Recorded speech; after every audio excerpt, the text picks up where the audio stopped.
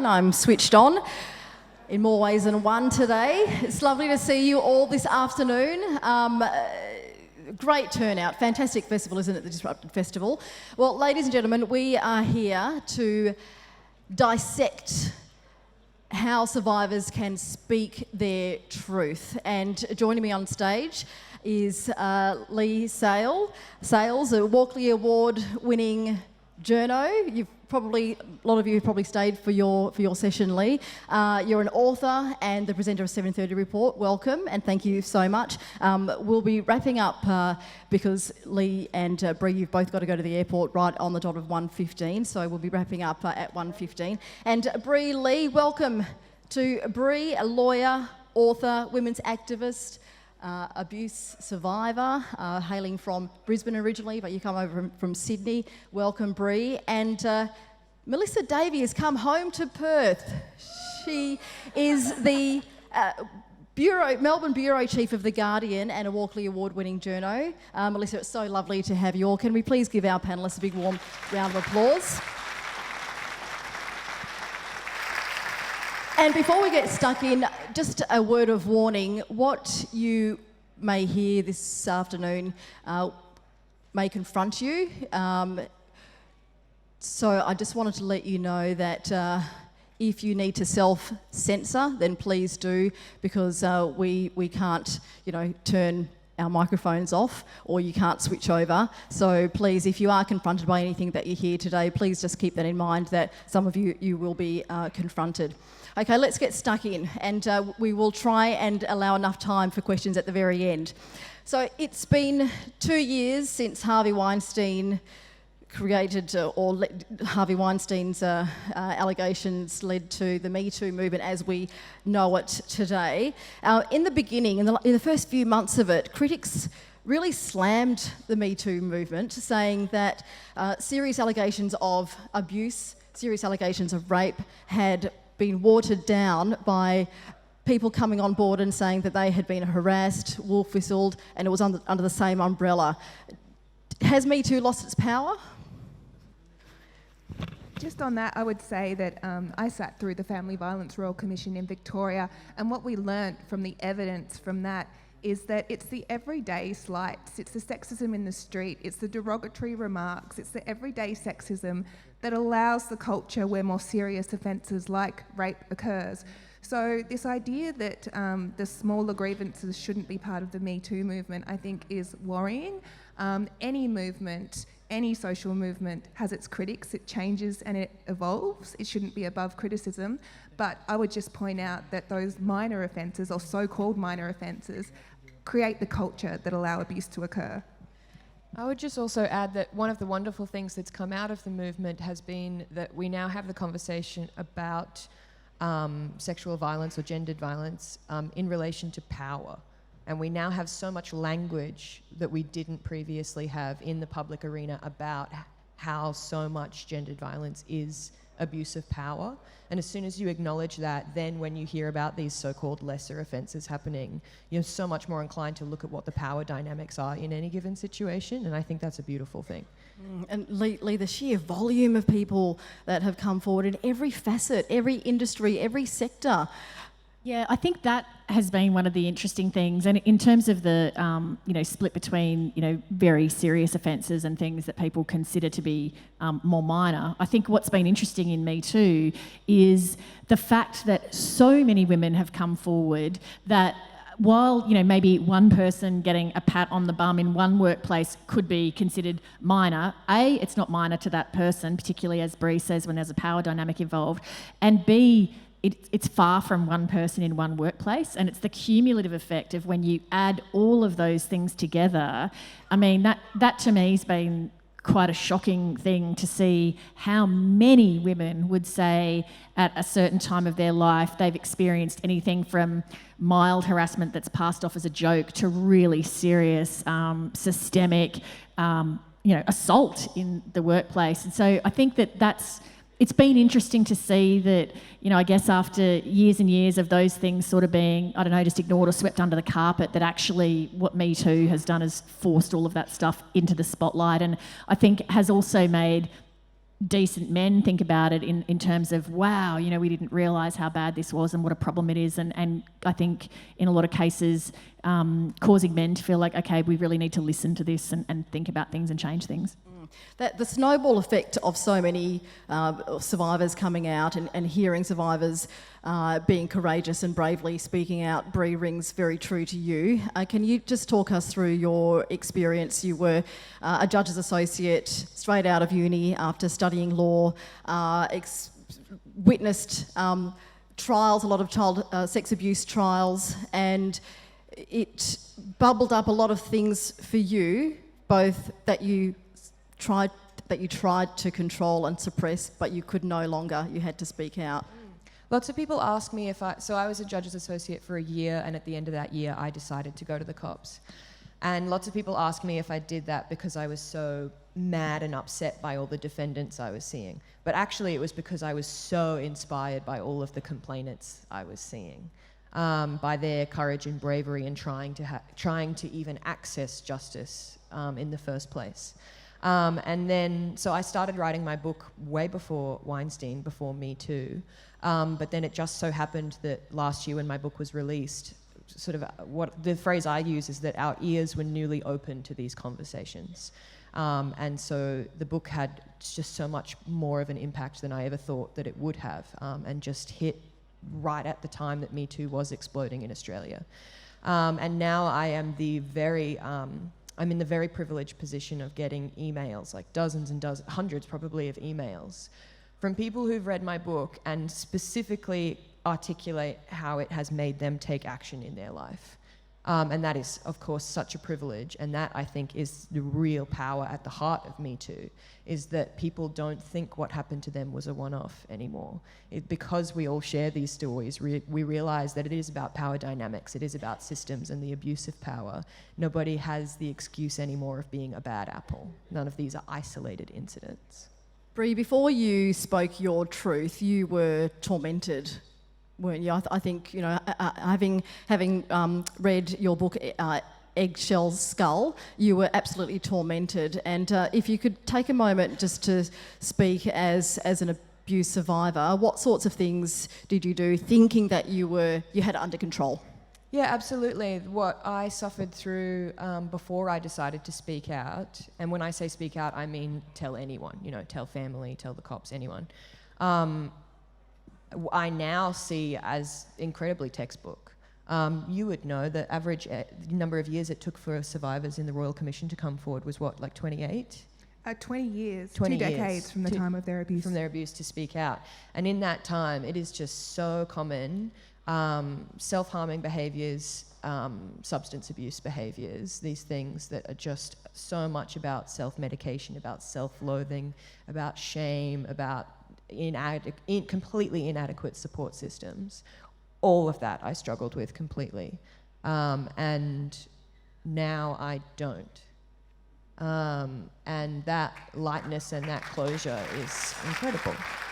That's incredible. That really is incredible. Well, Melissa, you sat on every proceeding possible into George Pell, including his evidence before the Royal Commission into Institutional Child Abuse. In fact, you're the only journo in the whole of the country that's listened to every piece of evidence that George Pell has given. So you're a George Pell expert. If you include the Royal Commission, yes, I think I the was Royal Commission. the only one. Yep, and also in your experience just doing stories other than George Pell and the Royal Commission, you've spoken to a lot of abuse survivors who have gone through the court system, and you've also broken stories as well. And you get quite close to them, don't you? Some of them, or they want to get close to you. Can you tell us what you need? What is the process that you go through when you're working with an abuse survivor? Wow, it's such a good question, and I haven't been asked that before. Very early on, I realised, though, that I'm not an advocate for survivors because the best advocacy is the truth.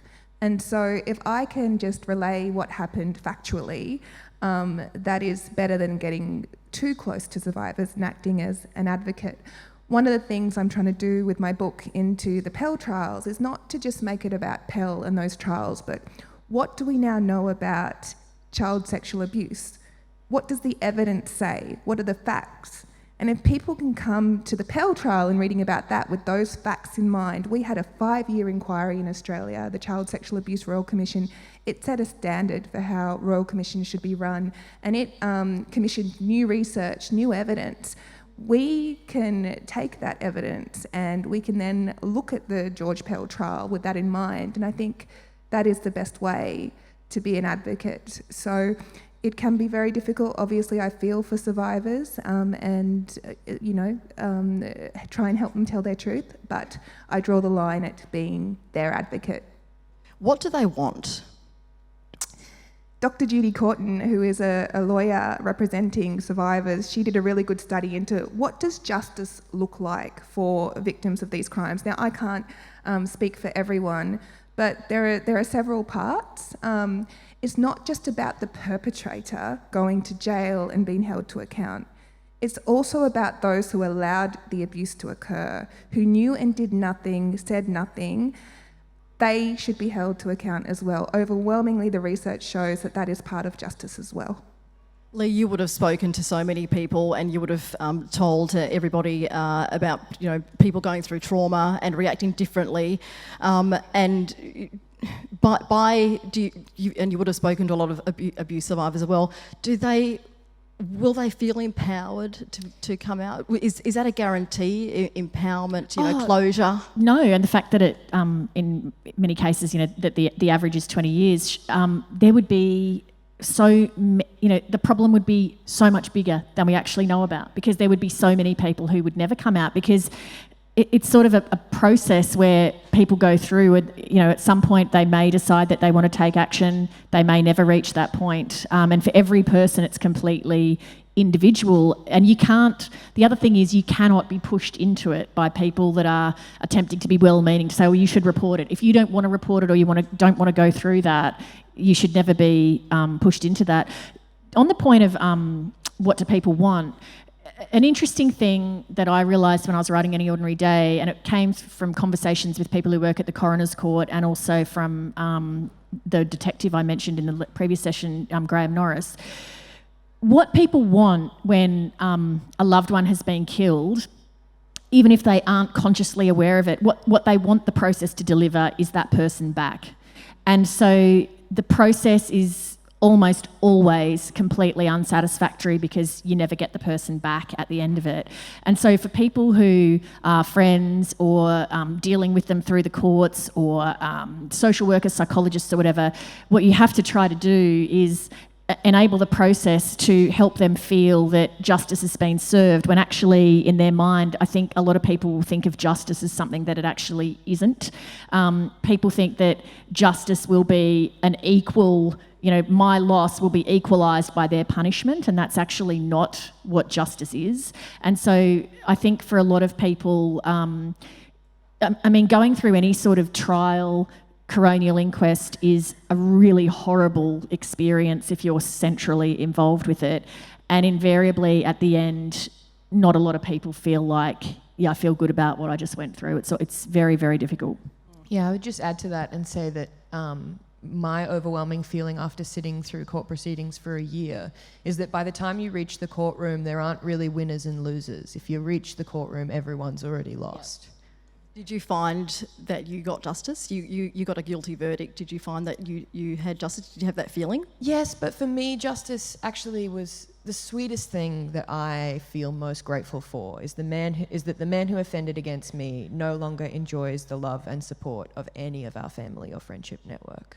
And that is something no judge could have ruled. But that is what feels like justice to me. And so it is also wonderful, and I'm very fortunate that I got a guilty verdict. I don't celebrate that as a win, because so many people don't get guilty verdicts through absolutely no fault of their own. But I am quite sure that I would still feel like a certain element of justice had been done simply by him having to stand in court and be arraigned. And that the people who I love, whose opinion I value, believed me. Did you feel free from the pain that you had been feeling? Oh, completely. The lightness and closure that I once thought was almost impossible.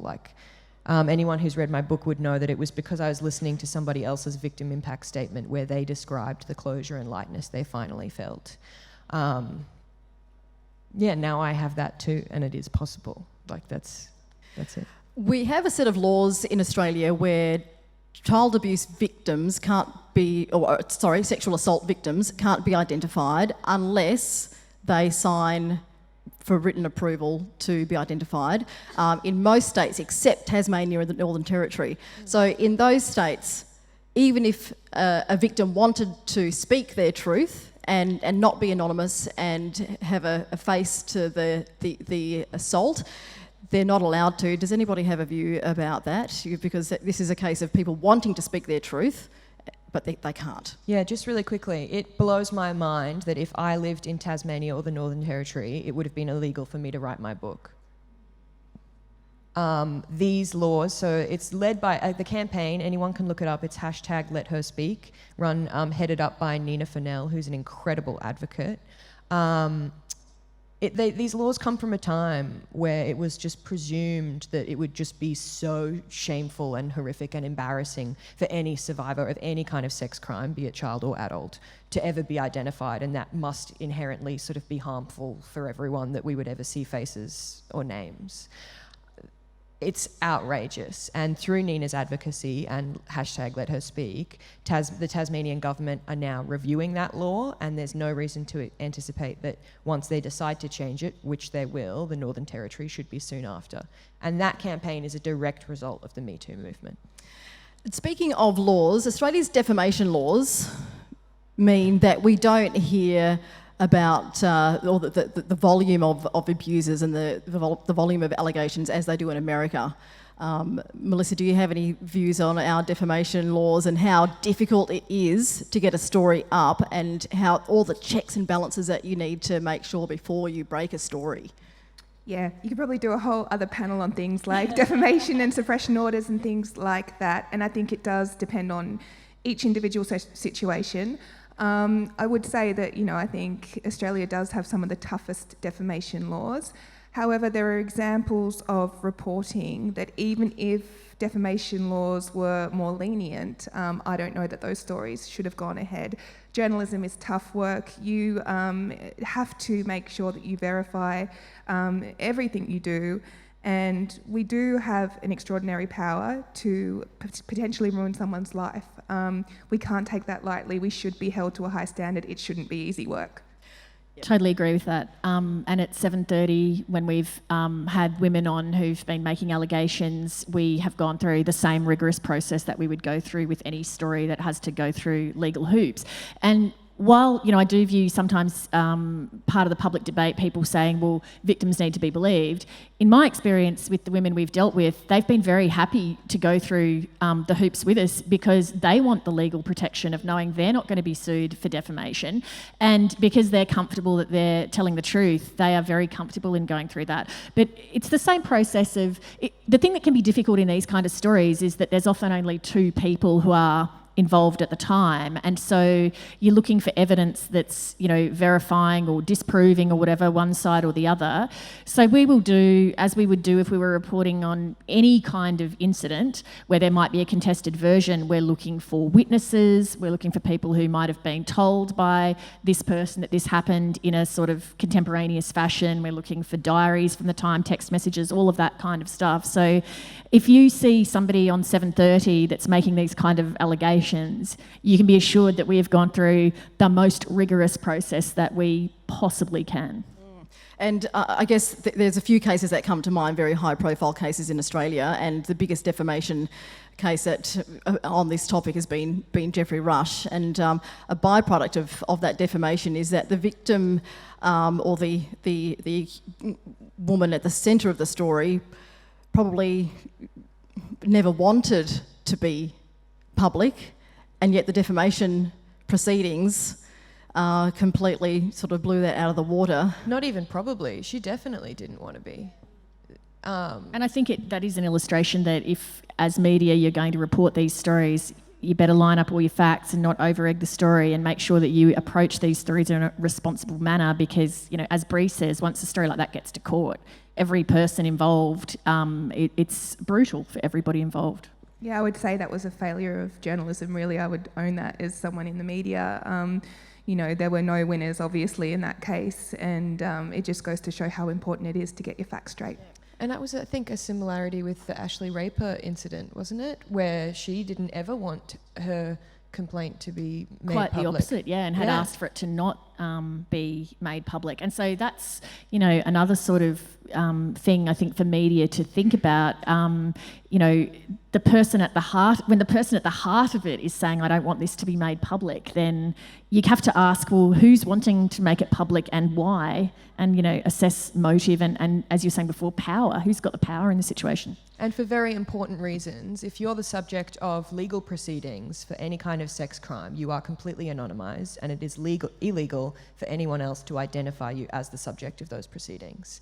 But in these two cases, the Jeffrey Rush case and the Ashley Raper incidents, I should say, you know, if those two women were the subject of legal proceedings, the way they was just outed without their permission would have been illegal. I think on the other extreme, a watertight example was Don Burke. There were multiple women making complaints, and very good journalism on behalf from Kate McClymont, and that was an joint ABC investigation, wasn't it? It was, although I understand Don Burke recently did win a defamation case relating to this matter. So, you know, it is... Australia's defamation laws are not in relation to the ABC reporting. I should hasten, somebody else was involved in that case. But it's Australia's defamation laws mean that it has to be nailed down to the nth degree, basically. Craig McLaughlin is another one. But we were talking a bit earlier, Bree, about the fact that men who are accused, a lot of men who are accused, and particularly men in power, have to maintain, they feel like they've got to maintain their innocence. Can you talk us through that idea? Yeah, so something that's interesting is that across the board in Australia, if somebody is accused of a criminal offence, there's around about a 70% chance they'll plead guilty. That drops to 30% for sex crime. And something I observed in my year as an associate, but then also when with Me Too and just seeing the cases that were sort of public, is that if somebody who is accused, you know, really vehemently, strongly maintains their innocence and rejects all accusations, it means that their people, their support network, can still back them. And I think an incredible example of that is when we look at the list of names of people who wrote character references for Pell after he was convicted, including two former prime ministers. Or John Howard wrote him a letter, Tony Abbott called him on the phone. And you can't have, if you're the defendant, or you're just someone who's been publicly accused, you don't benefit from having all your people still with you if you put your hand up and take responsibility for your actions. And unfortunately, it is often the spouses, it is the other members of the family, it is the other people in positions of power whom would be poorly reflected upon if admissions are made. And I just think that's such a huge part of people refusing to plead, but also just refusing to take responsibility for these actions. One image that comes to mind is Rolf Harris's wife going to court with him every day, and that's probably a good example of that. And interestingly, with George Pell, do you think maintaining his innocence has something to do with, you know, the financial backing for his legal case? Look, we're waiting on an appeal, a decision on an appeal, whether he has grounds to appeal, aren't we? So. Well, he had grounds to appeal. That's been heard. Now we're waiting to see whether he will be acquitted or not, whether there might be a retrial. Look, you know, just on character references for Pell, thankfully, you know, character references these days are more about, will the person be likely to reoffend? That's what they speak to. So someone like the high-profile judge in Pell's case, hopefully won't be too swayed by character references in terms of guilt or not. They're not there to kind of prove whether someone's guilty or not. So I think we can be confident that probably won't weigh in too much in Pell's case. The interesting thing too with, I don't tend to interview people on 7:30 occasionally, but who are guilty of violent criminal behaviour. Mostly it's people that have done something wrong politically or done something wrong in business.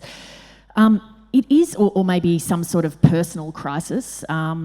It is interesting that, and I think all of us do this, which is when we've done something wrong and we know it's wrong, it is hard to not become defensive and try to justify.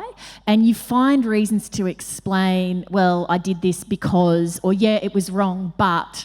And that, I think, is a fatal error that people sometimes make, which is to come on and they want to apologise for wrongdoing or whatever, but then they attempt to justify. And all of us, I think, do that. And so I think a sort of, particularly if you haven't pled guilty and you have family and supporters around you who are perhaps reinforcing that you're being hard done by, it's very easy for people to see themselves as a victim in things, or they think, particularly in the case of if it's so serious you're ending up having to front 7:30, it's easy to feel that the punishment and the public humiliation is out of whack with whatever the crime was. Even Pell himself described it as a witch hunt, and he said that as he was appearing before survivors at the Child Abuse Royal Commission. He has staunchly maintained his innocence throughout.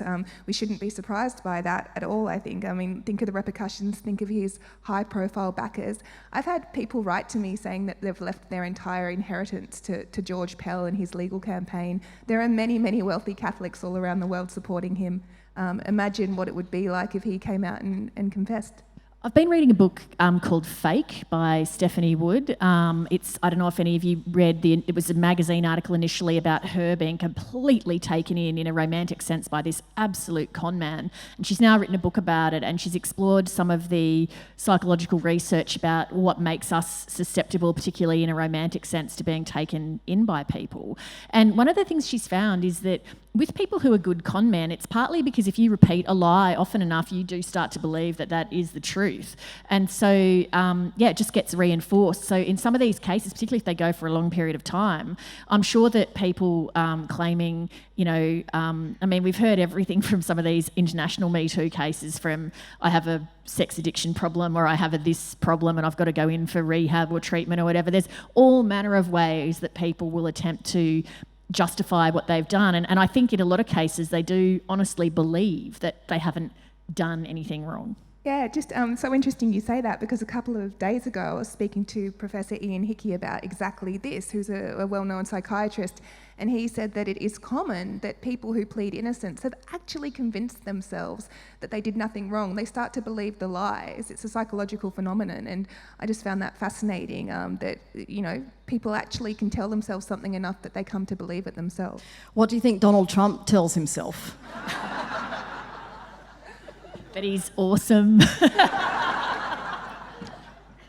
I mean, the tally is now up to 24 accusers, or it's coming into the dozens now.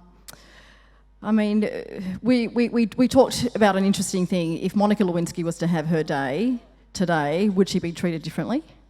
Do you know, when I think back to the Monica Lewinsky story, and I don't particularly recall that I was engaged in joking about Monica Lewinsky. I remember all the Late Show hosts joking about her and stuff. But even though I personally wasn't out there propagating Monica Lewinsky jokes, I feel a sense of shame about the whole thing. Like, I just feel really stunned and horrified that a young intern and the President of the United States are in that position, and the person who became the butt of just utter ridicule and was destroyed was the young woman in the situation. Now, I know that Bill Clinton faced impeachment and also grand public humiliation, but Bill Clinton came out of it all right, and Monica Lewinsky came out of it terribly.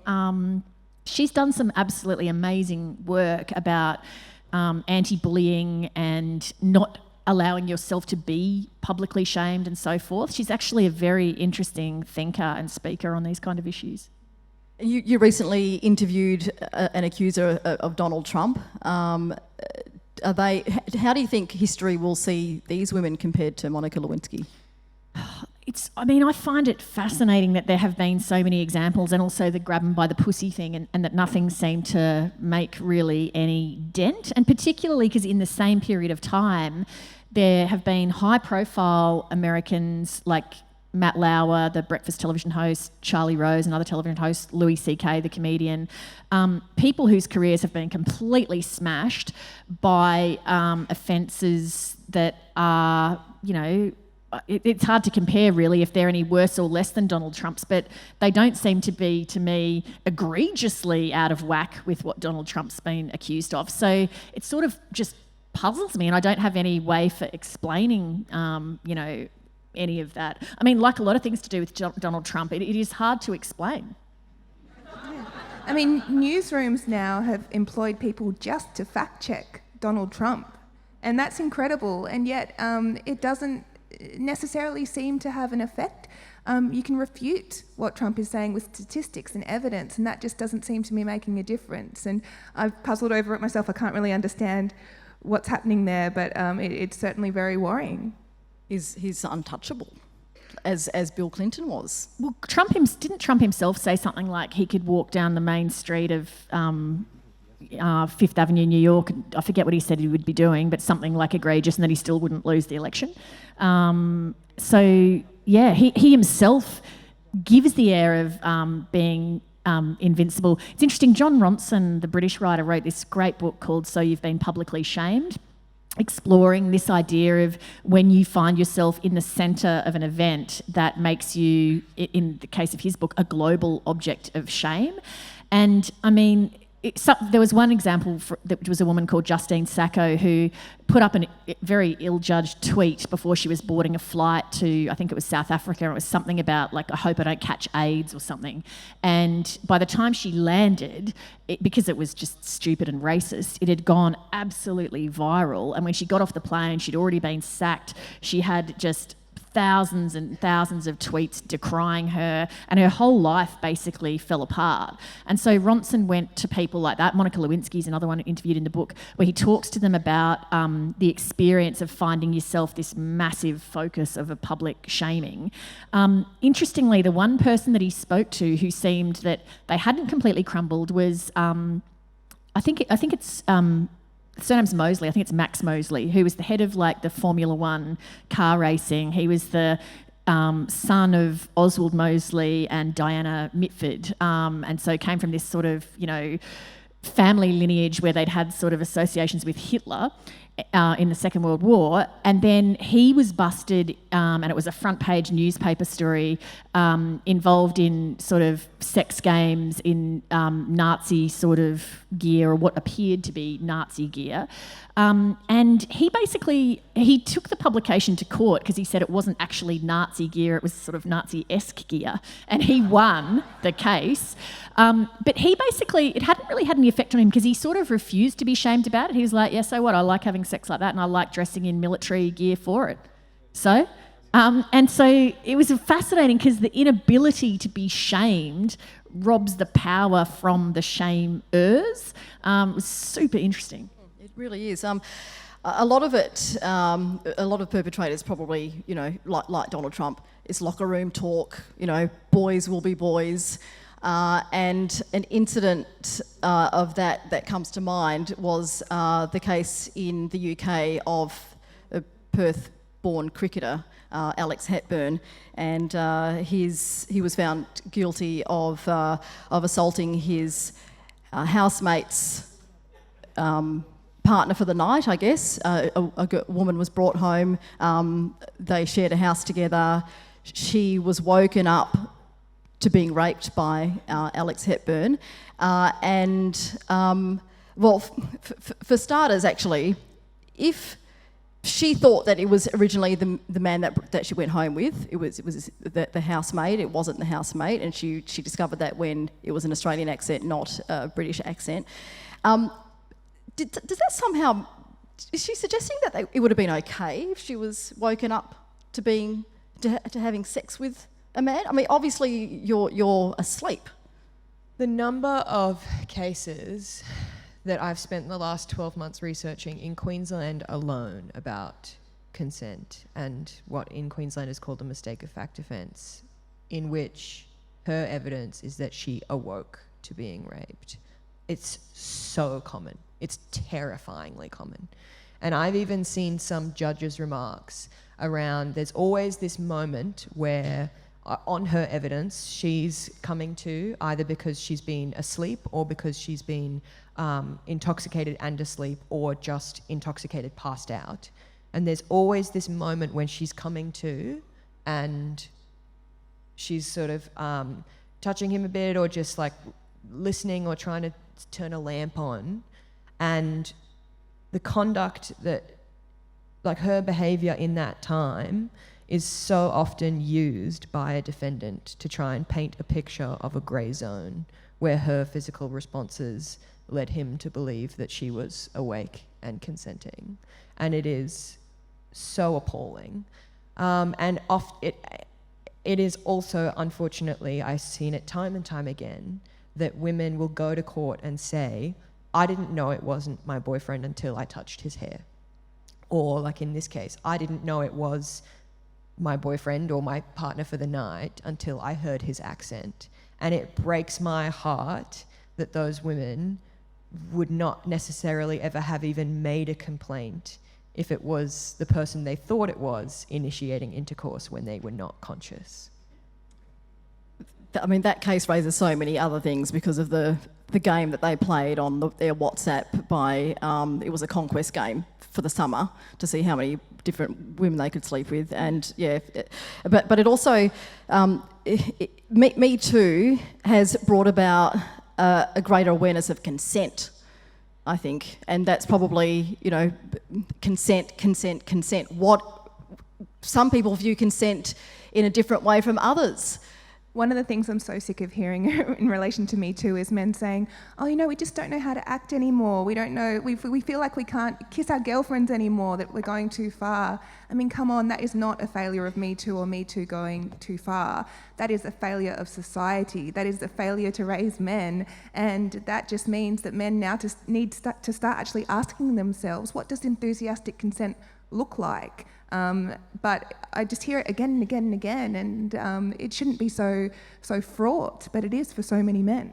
Something as well, there's like a slight difference there where we were talking before just about people who have like convinced themselves that they didn't, you know, commit an offence. And there's a really big difference between a defendant or an accused believing that she consented according to his definition of consent and him believing or not that she consented according to her or the legal definition of consent. Well, a good example of that is Aziz Ansari, who is a comedian, and he engaged in sexual activity with a woman. She said later that she felt pressured, extremely pressured to go along with it, and it completely blindsided him. He thought he had full consent. It turns out, you know, he may not have, according to her. But he's actually claimed to be the victim because he's saying that he was vilified as if he had raped her. But he's saying that he had consent, and I think he's kind of been put up like a bit of a poster boy as to how Me Too has failed men. That story wouldn't have passed the bar for 7:30 because she was anonymous. It was complete imbalance in, you know, that to me is a story where we just would not have got that over the line.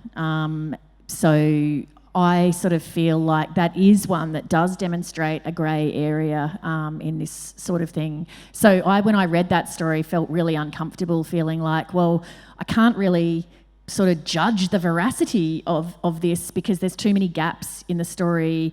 So yeah, I found that personally problematic. I think the other reason why that story in particular has people so conflicted on either side is because it is an example of what I would probably describe as negligence. She didn't accuse Aziz of, to my knowledge, she didn't say he knew what he was doing and he deliberately pressured me and tried to just get me to finally relinquish to sex in that kind of really, that way we think about sort of motive and criminality. Essentially what she seemed to be accusing him of was negligence, to him just not listening properly, to him not being aware of the power dynamic between them, to him not just sort of caring enough about what she might have been thinking or feeling. And what's really interesting is that we do hold people accountable for their actions legally if they are found to be negligent. But at the time when the Aziz Ansari story came out, that I feel like wasn't yet quite a part of the conversation, and we didn't really know how to speak about that or think about that. But of course, that's everything I just said is on the presumption that you completely believe that woman's account. Well, I'm about to throw it open to questions, so please make sure you've got your question ready to go and shoot your hand up. I'm going to get our roving microphone holders to run to whoever's got their hand up. So the roving mics are going to hit the audience there, and I'll leave it up to the microphone holders to run and identify questions. So just to save some time, because we want to try and get to as many questions as possible. We have a question here. Yep. Hey, Bree, great to see you again, and also not being overspoken by other people up on stage with you this time. Ooh, shade. I was really interested in your earlier comment around survivors using self-harm and self-medicating for emotional distress, and in particular you're in contact, Melissa, with people like Hickey. Why are there no services? Why are the mental health services publicly paid for so oriented towards permanent sedation? And why are there no services for where people who are self-harming, having trouble sleeping, all the usual symptoms of trauma or child sexual abuse or adult rape? Why are then the services not looking at those symptoms, and why are there no treatment centres in every suburb for women who are regularly being assaulted or who were in their childhood? Thank you. Thank you for your question. I mean, for me, a lot of the questions around why aren't we doing better in terms of support services are kind of a chicken egg of attitude and resourcing, where if we had better attitudes toward this stuff, the resources would follow. And also, if we resourced these problems, then an improvement in attitudes would follow. A question I often get asked as well is about the current, anyone who works in the courts in criminal offences is exposed to a high risk of vicarious trauma. And the legal system is just not yet at all even remotely close to acknowledging and dealing with that properly. In Victoria, 2 magistrates, it was in, I think, 2017 and 2018, 2 separate magistrates respectively took their own lives. Other magistrates and judges, some of them are finally speaking out about the particular challenges of vicarious trauma. It was only a couple of months ago that a court reporter won a case against her employer for suffering terribly the effects of vicarious trauma, and it was found that her employer had a duty of care, and it was pretty obvious that anyone who sees that stuff would suffer vicarious trauma. I think it's just terrifying for people to admit what it would require in terms of attitude and resources to actually acknowledge and deal with these issues. If you've got a question, please keep your hand up so our microphone holders can get to you. There's a question up the back there. A gentleman's had his hand up, or I can see a hand that's been raised for some time. Yep.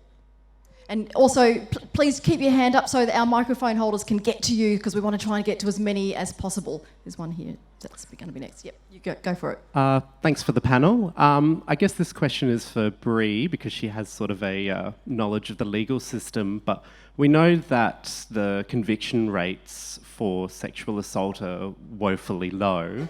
What kinds of things could the justice system implement to, I guess, either make the process less traumatic for victims or increase the success rate for successful convictions? Yeah, great question, thank you. It's currently at low single digits percentage once you do all the math about how many people are offended against, and then how many people even ever go to the cops, and then how many of them even make it to trial, and how many of them see convictions. It's low single digits. I spent a lot of time writing and thinking about this, and there are 3 steps that any survivor goes through. First is police, second is prosecution, third is the courts. And there are things that we can improve about the system at each one of those steps that also kind of pinball back and forward between each step. But at the moment, across the board, the highest point of case attrition is at the police stage. And I am the recipient of almost constant correspondence from people who try to go to the police and are just so disrespected and discouraged from ever even making a formal complaint that we don't even see those people reflected in case attrition statistics necessarily, because they haven't even made an official complaint to then be withdrawn and therefore logged.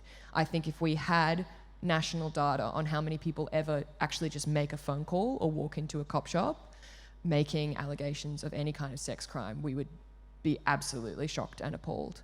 And so if I could pick any one thing, it would be mandatory training for all police officers.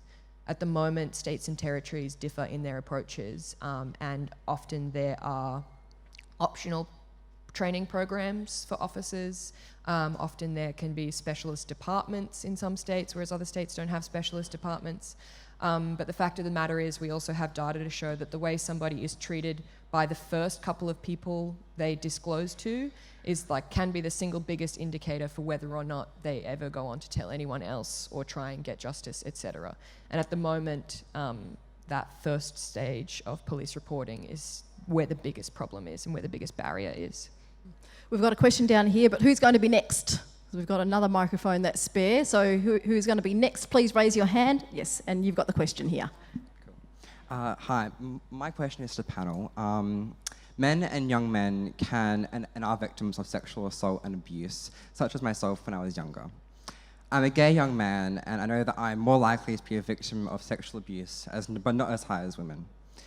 Men who fall victim of sexual abuse or assault, whether they are gay, bi, straight or trans, still have this social stigma.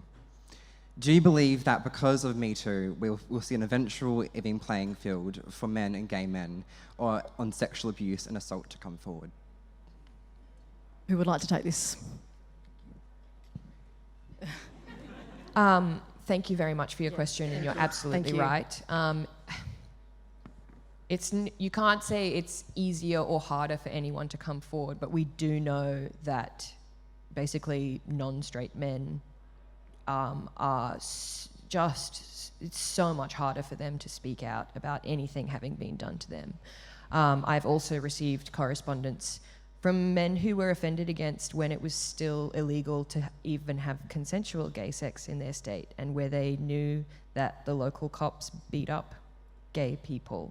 How could you possibly go to the police, etc. But I do believe that the improvements we're seeing to the conversation and also to the legal process also benefit male survivors. The Royal Commission, obviously, a huge number of male survivors of child sex abuse, that has completely rewritten the way we talk and think about child sex abuse in this entire country. I also think that any improvements we're making to consent legislation help male adult-to-adult sexual assault survivors, absolutely. And I do think it is getting better. But, while we're talking about police having victim blaming and slut-shaming attitudes, we also need to talk about police having issues with homophobia and transphobia, etc. So yeah, unique challenges, but I do think the Me Too movement is certainly also helping. Thank you, Bree, and thank you so much for that question as well. It's beautifully asked, so thank you for that. And we have the microphone over here, I think. And who's next? Please raise your hand. Yes. Yeah. Go for it. Thank you, ladies, all 3 of you. My question, I think, is directed to Bree. I was very interested when you spoke about the freedom you felt in the justice that was served in your personal case.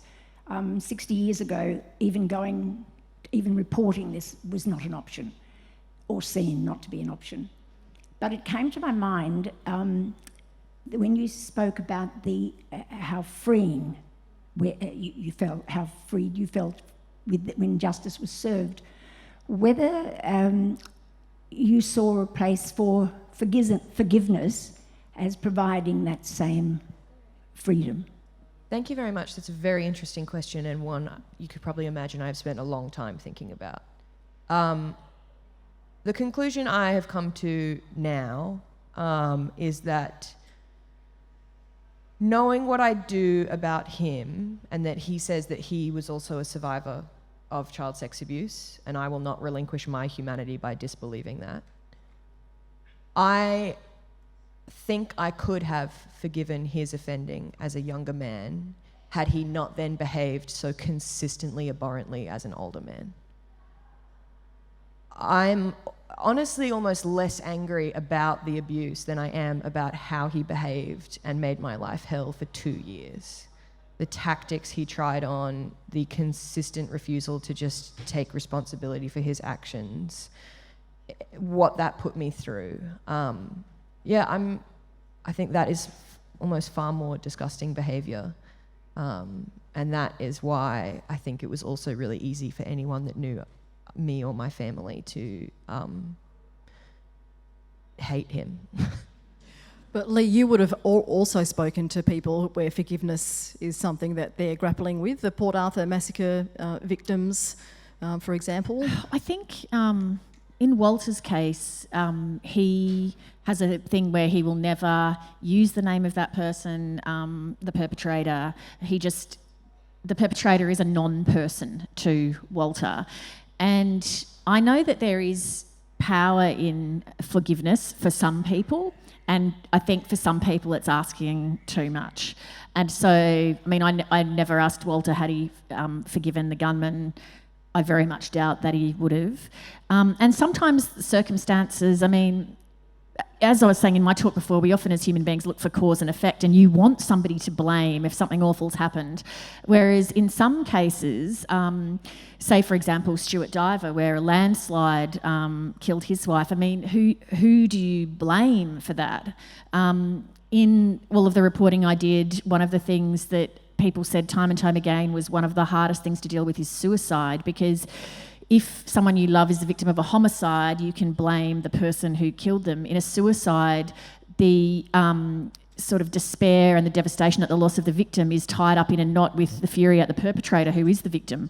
So that is a very difficult knot to unravel. So in some cases, it's also, sometimes it's, if something terrible happens to you, it might be your own fault because of a bad decision you made. James Scott, the survivor of 43 days in the Himalayas, one of the big things he had to deal with later that he said was harder than the physical injuries was his sense of shame at that it was his fault that he went into the mountains ill-prepared, that he got lost, and that he knew that he'd put his family through this really terrible ordeal. And so he had to come to terms with the fact that it was sort of his fault and to deal with the shame of that.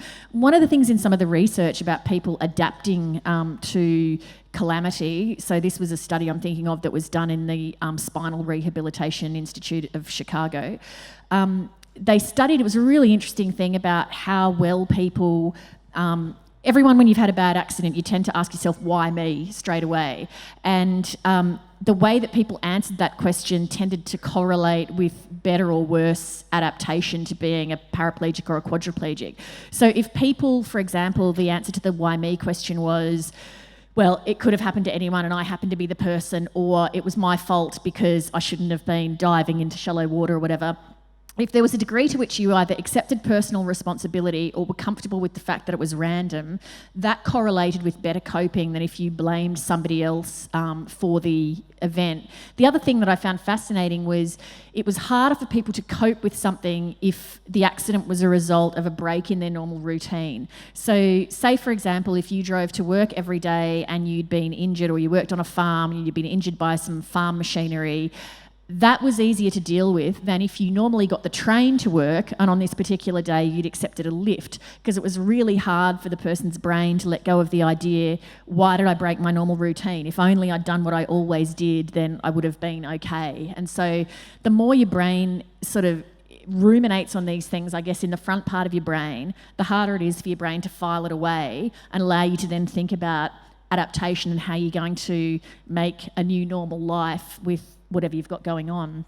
So yeah, blaming somebody else can be fraught, but I think there is no right or wrong answer in this sort of field about whether it's better to forgive or to blame somebody or whatever, but I just point out that that's what some of the studies have found. I found that very fascinating in your book. We've got a question here, and then have we got a microphone somewhere else? Yes, you're next. One of the things that I'm finding really hard in society, and thank you so much for coming and speaking about this today, it's just confirms my belief in what I'm going to ask, is why isn't healing at the very beginning in the laws, within the hospital systems, within then the reporting at the court systems, and then the follow on for the victims to actually have somebody with them who is a healer. And we do have healers here in Australia, and you know, when you look at our Aboriginal healers, what they have done, and I'm a nurse, I've been a nurse for 54 years, I have worked in emergency departments where we've had people come in, and that empathy, the love for that person, and the care for that person is just the most important part of the beginning of the journey for that person. I think some institutions are starting to become more aware of that. So to use the example of the New South Wales Coroner's Court, they have a full-time person on staff who has like a victims liaison role, because the coroner will never do that because they need to be a bit arm's length. And so this woman, who until recently was a woman named Jane Gladman, would deal with victims, would try to help them survive their way through this sort of impersonal bureaucracy. Things like allowing victim impact statements, which is a relatively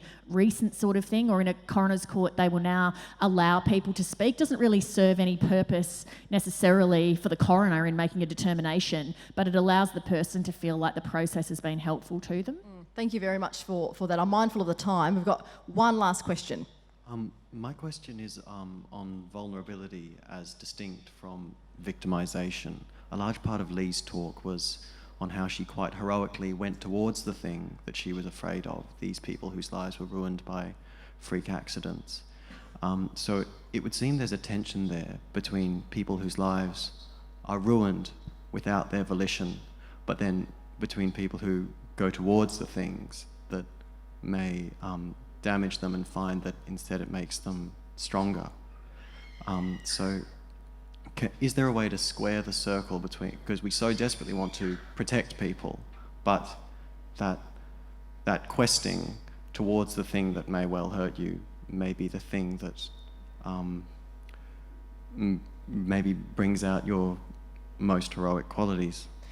But by seeking justice, is that what you're referring to? By as in, because we try to sometimes people try to hide things from people because they're afraid of how it will affect them. Yeah, I think with all of the people that I had met, when terrible things had happened to them and over time it affected positive personal change, like for example, at one extreme, say Walter Mikak, who lobbied for gun reforms, or Rosie Batty, who lobbied to get domestic violence front and centre, through to people who simply said, I appreciate being present in life more, I see beauty more, I appreciate individual acts of kindness more, so the full spectrum of things.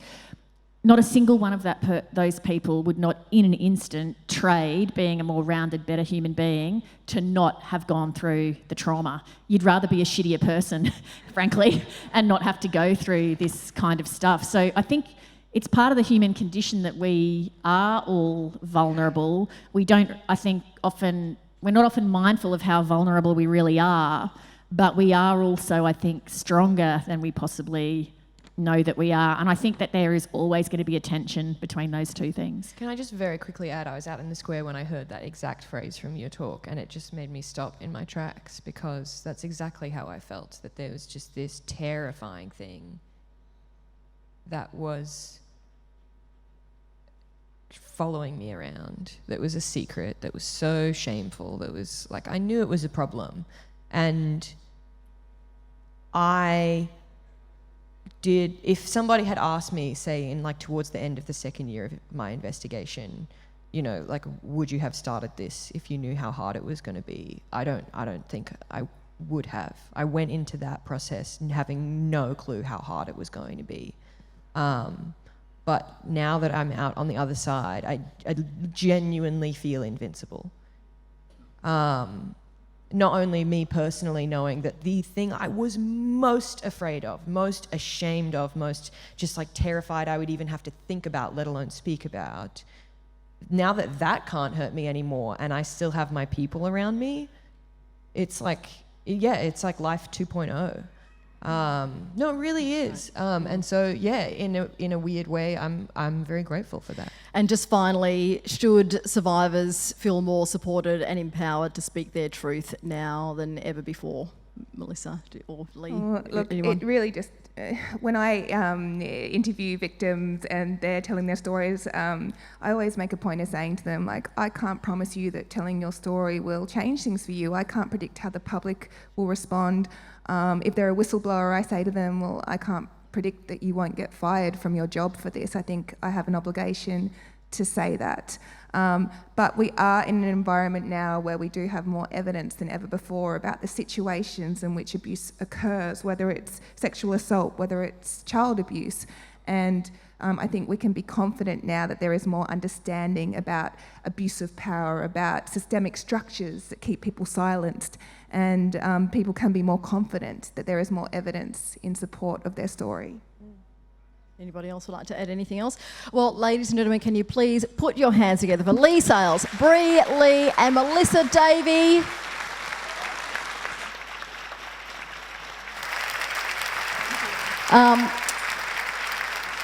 Yes, you guys have got a plane to catch, so you guys can be excused. What a fantastic panel. I feel completely enriched and I've loved hearing every moment of that. It was absolutely incredible. I've just got some notes to let you know about. The following session is up next in the Discovery Lounge. It's a panel navigating away from truth decay with Nick Enfield, Julia Powles and the CEO of the State Library, Margaret Allen. And make sure you're back here by 1:45 for that session. And also the virtual Wajak is running all day in the Nook, so make sure you get a chance to experience this stunning virtual reality work. Ladies and gentlemen, thank you so much for being a part of this session.